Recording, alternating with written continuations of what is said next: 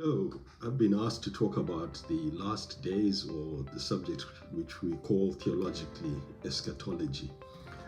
Recently, I think it was sometime in September, somebody said that the rapture is going to happen and Christ was returning in September.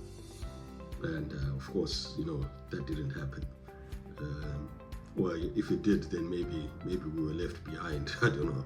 So you've got to be aware that this is the sort of thing that is always going around in our society. I remember when I first became a Christian in the 80s, there were so many books talking about the return of Christ, and I read so many, and I got to the point eventually where I said, you know what, I don't think these people know what they're talking about, because if I read everything that they say, there's so much variation that all of it cannot be true. One of them, some way, somehow, what one said cannot be true if the other said this. And I came to the conclusion that actually most people don't fully understand what will happen when Christ returns. This is not bad in itself, because when we read the book of 1 Corinthians chapter 2, Paul says that if Satan or the rulers of this age knew what they were doing, they would not have crucified the Lord. I believe that one of the strategies that God has, just like in the first coming, in the second coming, he has made things deliberately opaque, and he has made it difficult to really figure out when exactly he will return. So when we deal with the return of Christ, there's one thing that we all agree on, that he will return. There are variations in understanding of the events around that.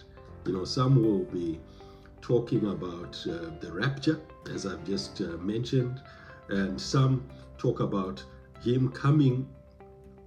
So if you have the rapture, that means there are two comings. He comes, he takes the believers, and then they are there for 7 years while the tribulation goes on, and then he comes back and for the final judgment. Whereas it seems that there is only one return of Christ at the end. So there's also that variation of, is the rapture them people going and being away for 7 years, or is it at the end of the tribulation and the people go, they are raptured up, but then they all come down, in the new kingdom. So these are some of the variations that we have in the different interpretations of this. So I will end this by just reading the book of Revelation and chapter 20 from verses 1 to 6, and that will be the end of this presentation. So Revelation 20 verses 1 to 6, which talks about this end of the age. When I saw an angel coming down, and I saw an angel coming down out of heaven, having the keys of the abyss, and holding in his hand a great chain. He seized the dragon, that ancient serpent who is the devil or Satan, and bound him for 1,000 years.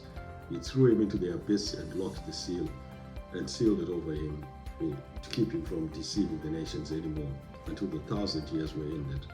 After that, he must be set free for a short time. I saw thrones on which were seated those who had been given authority to judge, and I saw the souls of those who had been beheaded because of the testimony for Jesus and because of the word of God.